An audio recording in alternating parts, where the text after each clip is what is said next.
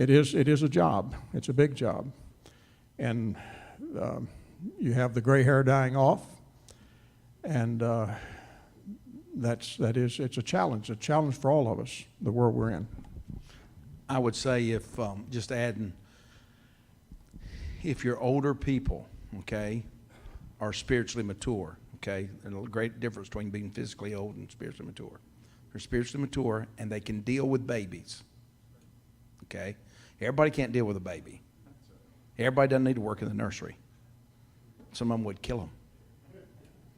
But if you got spiritual mature Christians who could deal with a baby, what I would do is I would match some of my spiritually mature Christians with some of these young adults you're talking about, and I would have them mentor and disciple and help say, you know what, Miss So-and-so's been teaching 3 years old we had a lady retired after 52 years of teaching 3-year-olds, okay?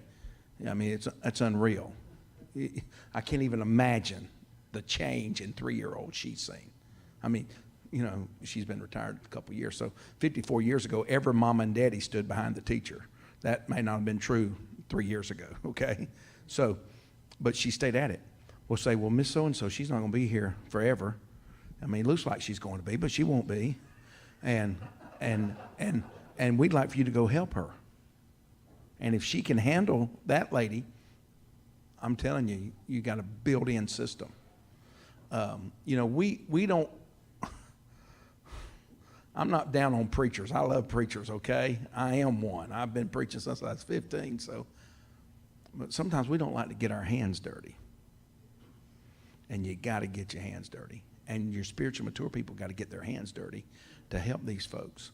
And some of it is generational. Some of it is a characteristic of the age. I mean, you know, I understand all that. But I still think that, hey, he mentioned all those people.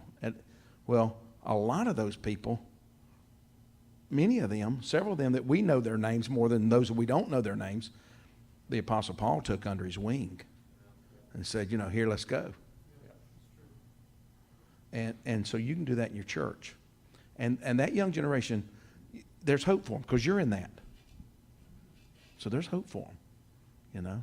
And, you know, when I was youth pastor, I used to tell youth pastor all the time, I will not say about a 15, 16, 17-year-old kid, he's hopeless and helpless. That's crazy. Good night. He just needs a little love, attention, and time. Mm-hmm.